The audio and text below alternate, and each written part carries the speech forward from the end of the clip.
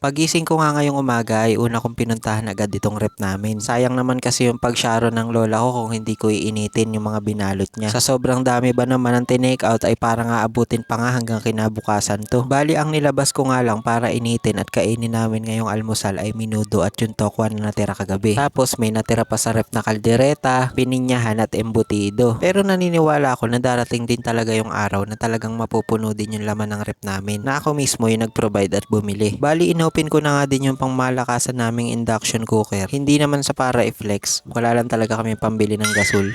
Bali nang matapos nga ako sa pag-iinit ng tokwa ay sinalin ko na sa lagayan. At sa same pan ay doon ko na rin iinitin yung minudo para makapag-almusal na nga kami. Bali isa nga ang induction cooker sa mga napundar ko noon. Medyo hirap nga din gamitin ng lola ko kasi sa panahon nila wala naman talagang ganyan. Kaya mabuti na lang din at nandito na ako sa Bulacan para kahit papano ay magagabayan ko siya sa lahat. Medyo frozen pa nga itong minudo dahil ba naman magdamag siyang nasa ref. Nananawagan po ako sa lahat ng mga may handaan, baka pwedeng imbitahan niyo ako para madagdagan tong sharon namin.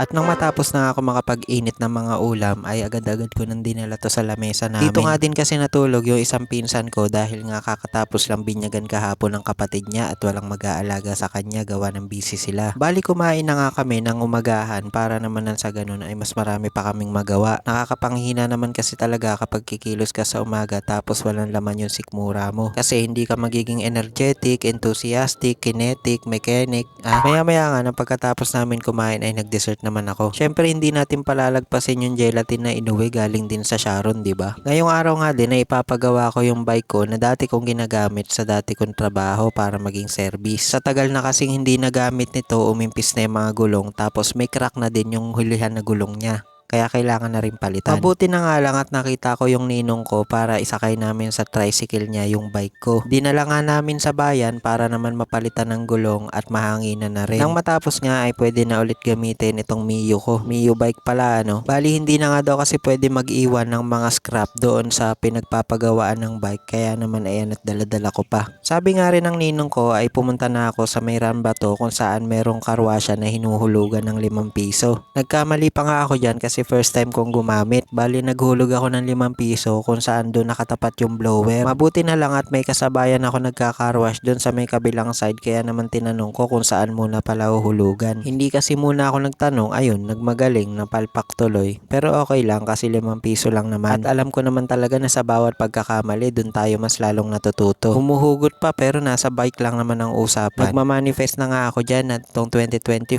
ay motor naman yung malilinisan ko rito. Yung motor kasi nung ref namin madumi na. So yun lang guys, that's all for today's video. Thank you for watching.